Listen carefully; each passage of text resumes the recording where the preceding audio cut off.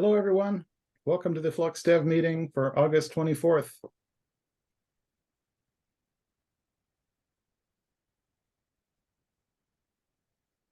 you have anyone who'd like to talk first?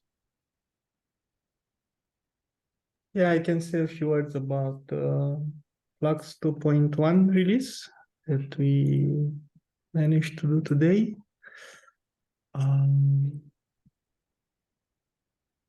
So this is a feature release that comes after 2.0 GA.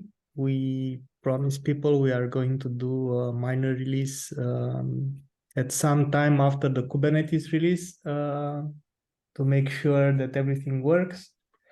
This time we had no surprises. Kubernetes 1.28.0 works great with Flux. We've added this version to our conformance tests, and various members of the Flux team have also run their own tests against it. So that's yeah, positive news. Everything works. So we went ahead with the release. 2.1 is jam-packed with features. We've added a lot of things to the APIs and to controllers, behaviors, and so on. All these changes are backwards compatible. So if you upgrade from 2.0, you should have no issues with the APIs. But we are announcing some deprecations that people should be aware of. So the main thing that we've been working on was to support Kubernetes TLS secret type. Why is this important? Because other tools like, for example, Cert Manager or many other tools out there, when they create secrets for TLS, they use the Kubernetes TLS type, which has specific keys inside the secret. For example, in a Kubernetes TLS secret, there is a TLS.key and a TLS.crt. Before this release, we were expecting secrets that had keys like key file, cert file, CA file, and so on. So what we've been doing in this release is we keep compatibility with the old format. So nothing should break if you do the upgrade, but it is recommended for you to redo your TLS secrets and adopt the new format. We are not going to remove this very soon, but yeah, like all things that got deprecated at some point, we're going to drop support for it probably in 6 months from now. So yeah, this is probably the most impactful thing in this release. Another major change and major improvement that we did for Flux in 2.1 was the revamp of the monitoring stack. So we've been, I don't know, since years ago, since we started on Flux version 2, we've published a recommendation how you can use the Prometheus operator, Grafana, Loki, and other tools in order to monitor Flux using Prometheus metrics, have dashboards, and so on. And over the years, people asked us, hey, I want more information in the Flux metrics. For example, we have a metric which indicates the status of a Helm release. And people wanted there also the chart version. They want to know, okay, this Helm release failed, but which chart version does it use? Or you have a customization metric, and you want to have in that metric a label telling you which source that customization is using and at which revision is it.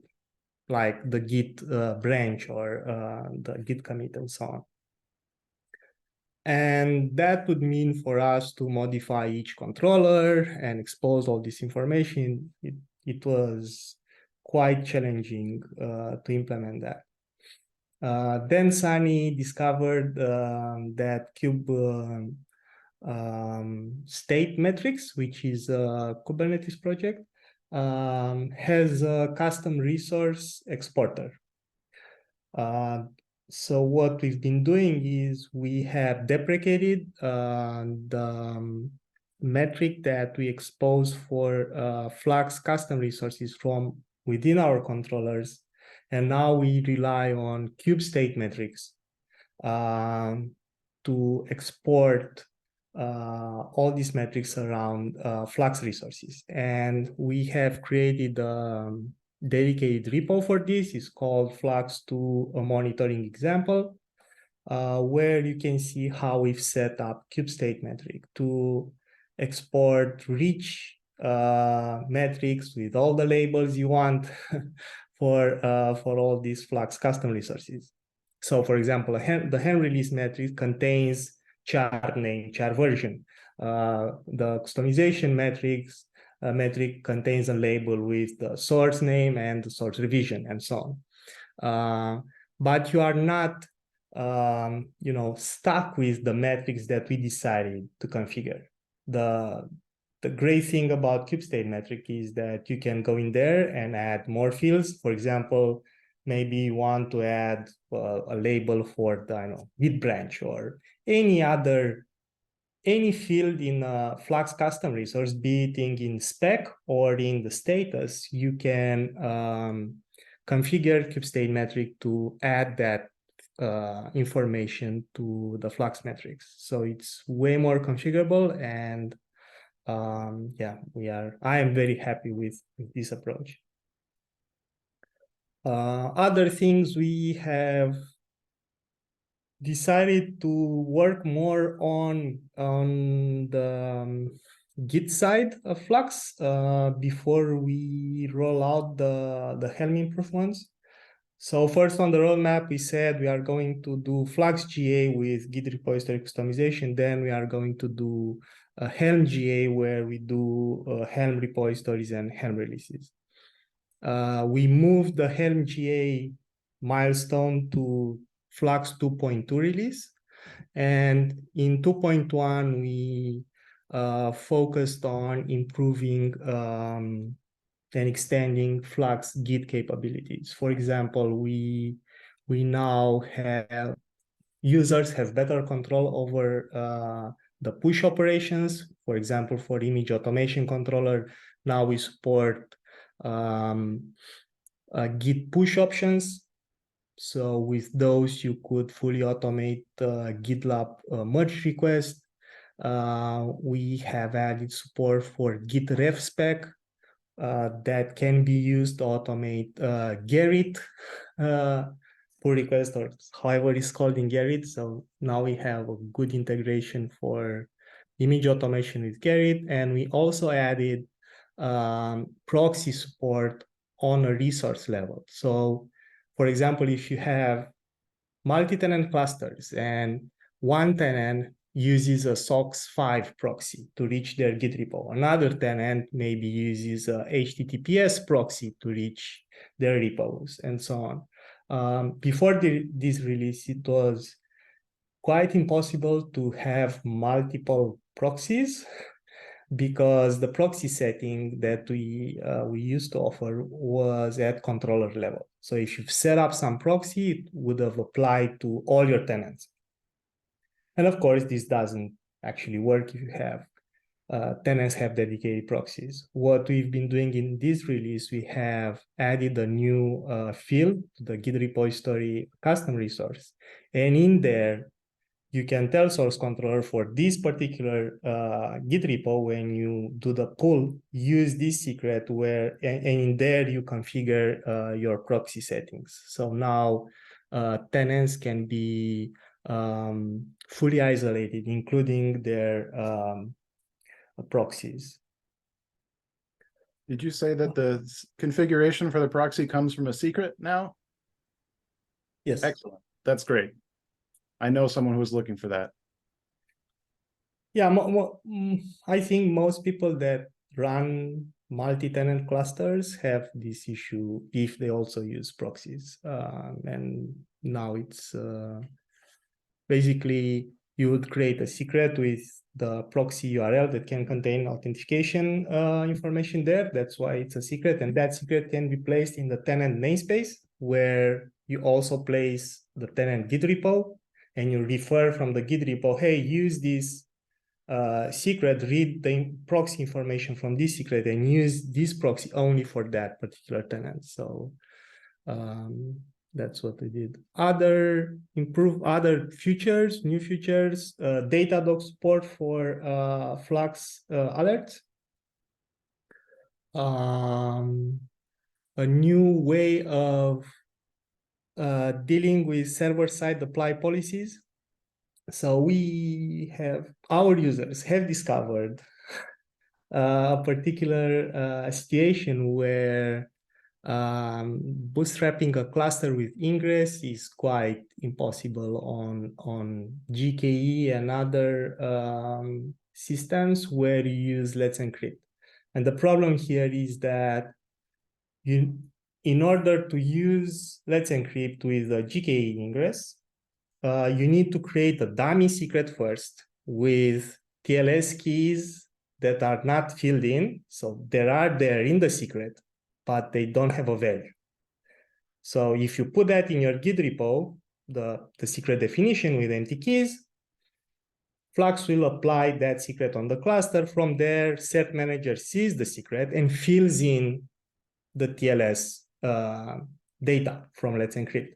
Now, the second time Flux reconciles the repository with the cluster, sees that, oh, in the repo, the desired state is I have the secret with empty keys, so I should delete the values and, set back the empty keys, because that's what GitOps means. So yeah, in order to deal with situations like that, where in your Git repo, you provision some resources that later on are fully managed by some other controller. We have introduced an annotation, which is called customize.toolkit fluxd.io/SSA with the value if not present. So if you have this annotation on a secret with empty keys in your Git repo, what Flux will do from this moment on will only reconcile the resource if the resource does not exist in the cluster. Right? It's like a one-off using Git. And this allows you to bootstrap a cluster from scratch, from zero, with Flux, using an ingress controller that needs Let's Encrypt, Cert Manager, and everything. And the second time Flux reconciles the repo, it will not break your ingress, because when it sees that annotation, it checks, oh, is that secret already in the cluster? Yes, I'm not going to do anything with it. I'm ignoring it until it goes away, until someone deletes it, and then it restores it. Is it GitOps or not, this feature? It's I think it's quite a philosophical debate, right? What's the desired state in this case? I think here is more about an intention. I want this secret to be present, but then someone else manages it. So in a way, it should be fine. But please don't use this annotation for I don't know, on a normal use case. These are exceptions, right? Where you provision some things and then someone else takes it over. Yeah, so that's around changes to customization. Oh, and one more thing that we've added to Git repository is a new verification mode for OpenPGP, where you can, so until now, Flux was able to protect your cluster from someone taking over your GitHub account, GitLab, whatever, by verifying that each commit that it needs to apply, it is signed with a particular PGP key. And this doesn't quite work with GitHub and how GitHub deals with pull requests. When you merge a pull request, even if you sign all your commits, when you merge a pull request, GitHub will create a merge commit on top of all your commits, and it will sign that commit with the GitHub open PGP key. So if you tell Flux, hey, verify that, verify the commits for only these users are allowed to make changes on the cluster. If the last commit is made by GitHub, Flux will reject it. Said, I don't know this key. This is not something I can merge. So this is one thing when you look at just the head of a branch. What we've added now is support for verifying Git tags. So when you do a release, you do Git tag with -s, you sign it with your own key, and GitHub will not touch that Git annotation. It will leave it in place. So for projects which practice Semver and they do releases, you can use Flux now to verify the signature of the tag, right? And this will always work because GitHub, Bitbucket, no one fiddles with the sign tags. Is something that, I don't know, the Linux kernel team are doing, and many large projects are signing tags. And I think this is a good addition to Flux and a good way of, using OpenPGP to secure your production clusters. Yeah, and one last thing, we have updated the Kubernetes compatibility version metrics. Flux 2.1 supports Kubernetes from Kubernetes 125 to 128. So we removed support for 124. Why we did that? It's not like Flux 2.1 doesn't work on Kubernetes 124. It works with 123, 22, 21, even 119, I think. But our stance is we can't support versions which are not supported by the Kubernetes team. And 124 went end of life a couple of weeks ago. So that's the reason why we removed it.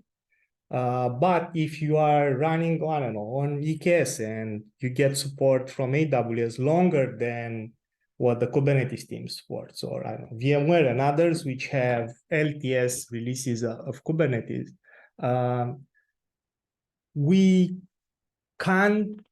don't have access to those LTS releases. We don't know what's in there, so we can't say, yes, it works and we support it.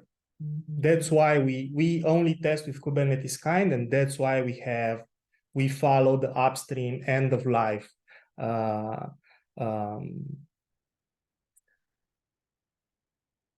release schedule. But I'm quite sure you'll have no issues if you run Flux 2.1 on all the releases. If the provider that you're using does support a particular Kubernetes version, there are 99.99 chances that Flux 2.1 will work on it. If it doesn't, please open an issue and we'll look into it. One last thing, I think we talked about this also last time. We made a major refactoring of the Flux CD website and how documentation is presented.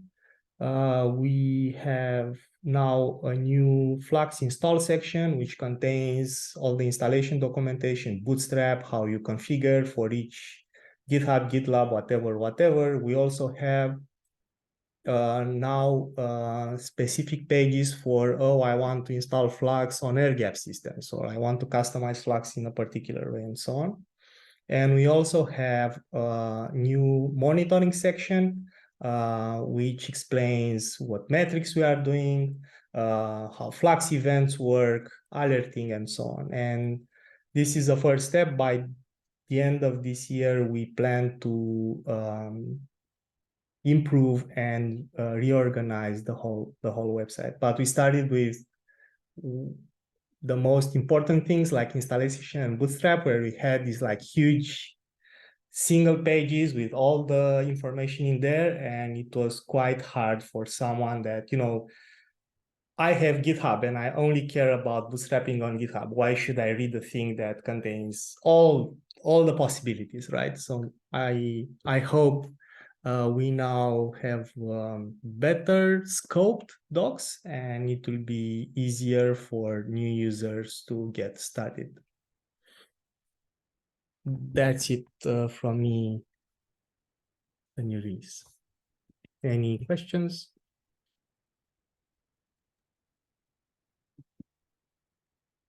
No? Okay. Thank you, Stefan. Thanks.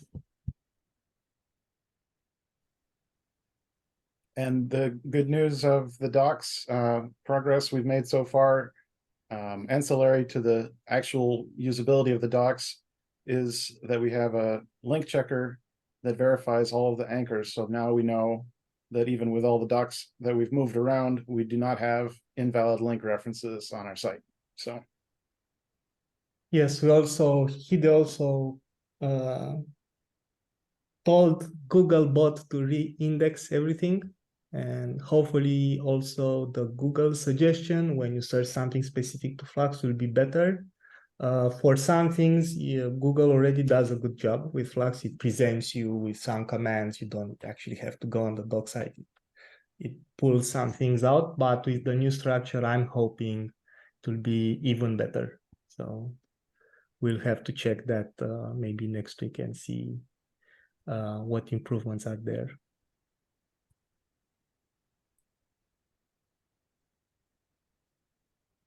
great. I see we only have one other issue on the agenda today. Unless there are other things we haven't posted on the doc. Rashid, do you want to talk about your? Sure, it's going to be quick. It's something I think we discussed a bit in the Flux community channel. There were some images that we were working with, seems to have a problem when we try to extract them in the OCI repository. It had to do with the symlink. So I see that issue. There is an open issue. So instead of creating yet another one, just working on that. I wanted to get some feedback as I'm working on it. The deal with symlinks, it's like, on my experience, what I've seen, and I want to get your thoughts, is like, it can be a slippery slope. You can start digging into some really nested, nasty link situation that you can, I don't know how to properly recover from it and come back to do the rest of the operation. So is it okay to ignore that if images contain any symlink? I know Hide confirmed that there are no use cases for symlink for the source controller. So I want to, if I were to, like, handle the exception, because right now it throws out an exception and does not, the reconciler does not proceed as soon as it finds a symbolic link in any of the layers that we are trying to extract. So I wanted to just handle that. Okay, if it's a symbolic link, we'll just ignore it and just continue on. Is that a acceptable pattern you guys want to move forward, or is this something there is a different thought on this? Just wanted to get some feedback. How did you end up with symlinks in a OCI artifact? Because Flux push command removes the symlinks. Yeah. So this was a image in VMware. In our use case, we have a different builder which builds the images and pushes it, and then we have a like, in this OCI repository use case, we will just have it pull for some other instrumentation purpose of the source. And at that point, when we are trying to extract, as soon as we run into those symlinks, those were previously created either from scratch or Kaneko build or some other build kit way. It seemed to preserve those OS symlinks and extraction. The untiring part is where I saw we're like not succeeding. It was failing. So yeah, that you're right. Hide mentioned the same. Is like, you know, we removed all the symlinks in the Flux side of pushing things. Yeah, But that's why we never had so far Flux user complaining about it, because you can't use Flux on the CI side where the push you can't have those anyway. So, but now I understand you use a different, or you use some container image, not just a blank base like we do for our OCI artifact. You actually use a container image and you want to pick into some layer, and if it's the first layer that contains base, and it has, I don't know what's in there. I'm guessing it's something like Alpine or something like that. It definitely has a bunch of I think it was CentOS. Okay. So yeah, it was some Linux distribution, one of the Debian flavor of those, and it seemed to tip over that was the. So and from our customer use case, we cannot for sure say there's never going to be one that will come across this boat that we're not able to handle. So but the things that you are interested in, the files that you want to have in the Flux artifact that later on is used by someone that consumes source controller as an API, right? Those things don't actually care about those symlinks. Any of these. Correct. It does not. But I cannot complete. It fails. So yeah, you're right. It will never create an artifact, even if the end tool does not want the symlinks, only wants some files in some directory, whatever, source code or whatever is there. Whatever. Yeah, exactly. We have no intention of instrumenting the OS from a Flux artifact or source artifact, but yeah, it just happened to be there, and when it fails, it just fails all the way down. Yeah, I see no issue with doing basically the same stuff that we do at Flux Push, where we just ignore them, because Flux Push does not fail if you have symlinks. It will just ignore them. Right. And I guess the parsing of the file system after we pull it could do the same thing. What's your opinion, Hide, on this? Yeah, one of my only worries is that the way the tar thing is presented right now is that it's generic.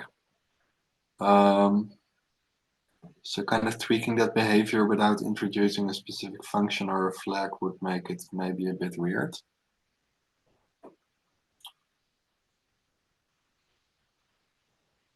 You are saying about the tar package, right? So it's tar.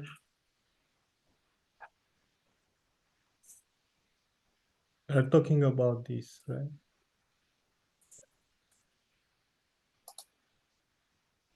Yeah.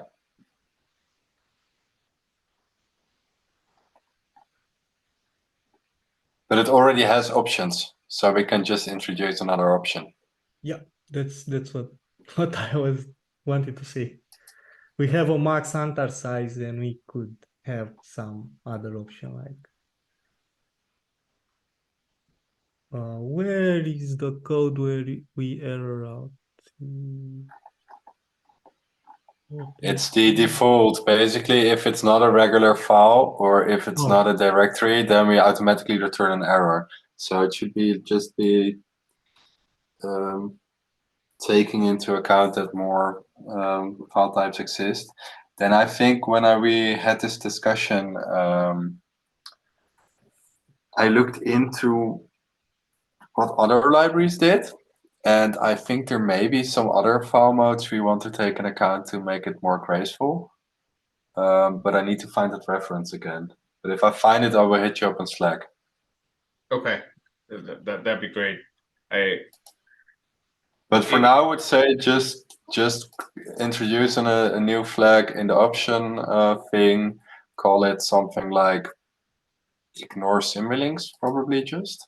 And Ignore then unsupported files, right? Maybe because we don't actually even test it's a symlink. We just in the default, right? I mean, besides symlinks, there are other things that go into this default header, correct? yeah, but I don't know. I can see it going multiple ways. Like if you want to build a more generic library, you could say like, well, when we introduce it, we allow it, or we allow three things, like either include them, ignore them, or error out, like three modes. You could also say like, if there are more things or different file types that we just want to ignore, we create a global flag to ignore them all. But it's kind of a bit dependent on what direction you want to go in when we are kind of continuing to build upon this library. So Yeah. if we add the tar option with ignore symlinks, then will not change the default. We'll create a new case there that matches only symlinks. Yeah. Right. Yeah. Okay. I think that's best. And I then think for to not set ourselves up for failure in the future when we have overlooked something else, it's better to be pretty specific and later trim them down to like, oh, we have this global flag which kind of implies a series of other flags, than to now kind of introduce something that tries to capture everything while we're not aware of all the things that are out there. Okay, so to conclude, Rashid, you Yes. will add I am we. you will add the ignore symlink to the tar option, and we'll handle symlinks in the switch, and error out only if the flag is false. Right, then we could probably expose the flag as a source controller flag or something like that, right? So when you deploy source controller for, I don't know, for your use case where you don't want to error out on symlinks, then you'll set the global flag on source controller, ignore symlinks, and it will never error out for any artifact. I would enable it by default, I think, because the behavior is kind of confusing. Because if you clone a Git repository which contains symlinks, we clone the Git repository and accept the fact that there are symlinks, and then we don't include them while we're packaging the thing. Because on the other side of the whole kind of, oh, we're building the artifact, we have an exclusion for symlinks. So we're kind of protected from both sides. So based on that, I would say that the current behavior is surprising anyway. Yeah, we should just ignore it by default and yeah, forget about it. I mean, I've once people are aware of the fact, I've never heard people really complain about the fact that symlinks aren't included. Yeah, and it's probably a very corner case use case, even for on our side, but we did find this, like, you know, there are some images, those are coming across that includes like the whole OS pattern and then not just the source. And that's where, okay. So to just a quick summary from my understanding, make the default, you know, to ignore the symlink in that common package. And we're adding a third options to ignore the symlink. Did I catch that correctly, or because there were a few options? I would leave the behavior as it is right now in the package. So just offer the flag, and then I would create a PR against the source controller to enable the Set it flag to by true. default, because we have other consumers of the library, and although we are not really on a major version, I can imagine people being surprised by it, the behavior changing. So it's better to be careful about it. So two PRs basically. One to make the change to the package, and then another one to update the package in the source controller, the package dependency in the source controller, and enable the flag by default there. Okay. Makes sense. Yeah. All So right. ignore symlinks defaults. It's a bool, will default to false. It will not change. It will not break anyone usage of package star outside the Flux, but when we will use it in source controller, then we have set it to true in code, and Correct. that's it. Correct. Okay. That's yeah. I think that's a good backward compatible way of making it work without breaking others. Okay, sounds great. Thank you guys. I appreciate the feedback, and I'll rewatch the recording too as I'm creating my pull requests for these. Yeah, and I think could we release this in a patch version, right? Adding flags now, or in a patch version of the source controller, you mean? Yeah. Yeah, that wouldn't be an issue, because I think it's like undefined behavior that wasn't intended. Right. That's also what I think. So yeah, Shed, we could potentially ship it faster than in 3 months from now. Right. Cool. We could ship it earlier than 2.2, which is far away. I'm guessing if you do the pull request and everything, you don't want to wait. Yeah, many that's months to get okay. it. We understand, like, now that it's a Flux is a GA product, it has, like, more robust release schedule and process. So we're totally okay with the earliest release you guys can make it to. We're not in a super rush. Great.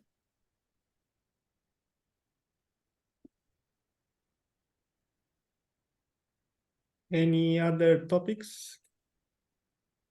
I just wanted to follow up quickly on one of the comments I heard from the new Flux 2.1 release.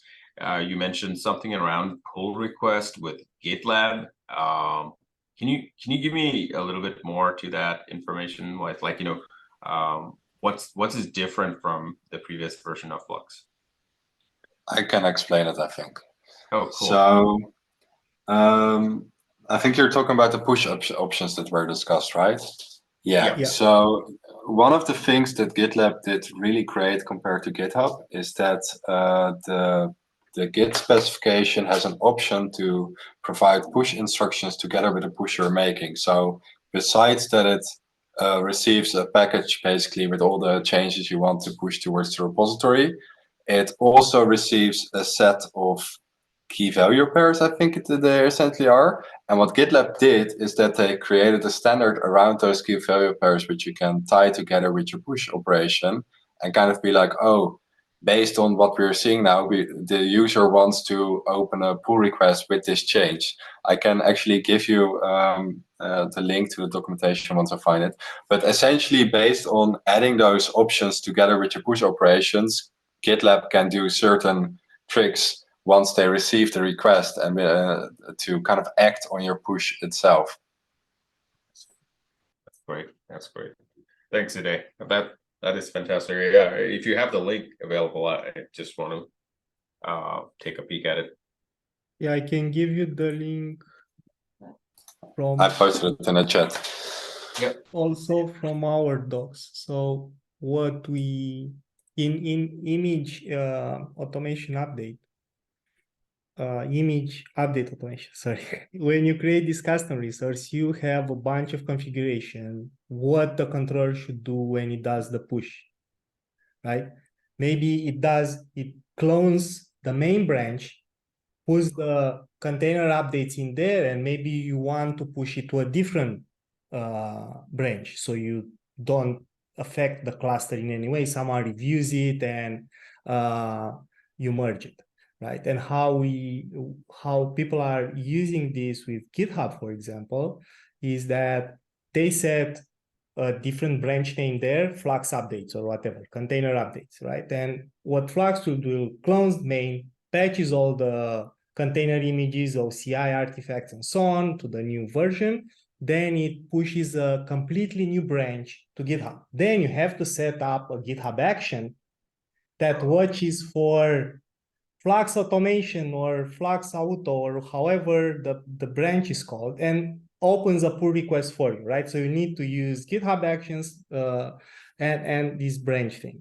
Like, how can you replicate this stuff for GitLab? GitLab does not have a GitHub action that reacts to whatever and so on, right? Right. But for them, you would add under git push, you have this new a key pair called options, where there you put the things that GitLab accepts, like merge request create, merge request target release, or whatever, right? And they will parse this and do the merge. They will open the merge request automatically. Nice. We are just trying to achieve the same thing across other vendors, not only GitHub. And no, it's a consistent UX and a great user experience. I think have that consistency across providers. Yeah. Is GitHub open to this kind of suggestion without going through actions? I don't think so. I don't know.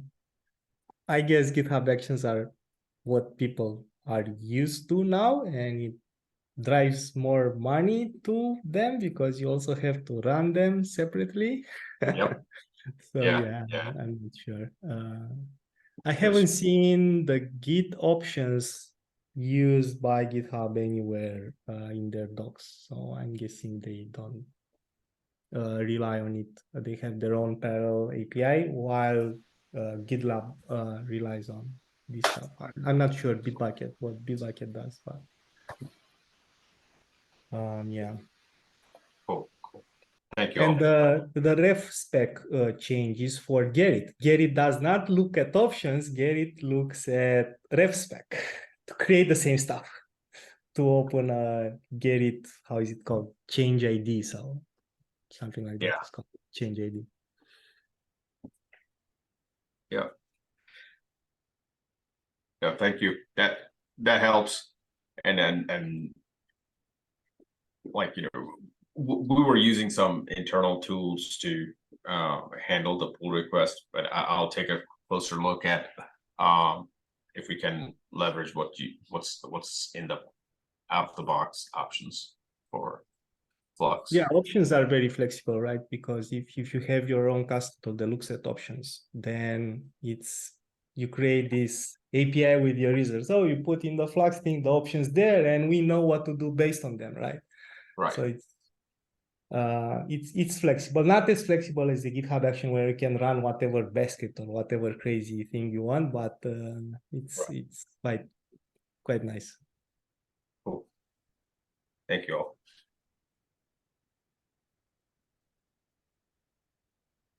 Yeah, this looks great. Okay, do we have anything else for today? No, All I right. think good. Thanks, everyone, for coming today. Bye-bye. Thank you. Bye-bye. Bye-bye.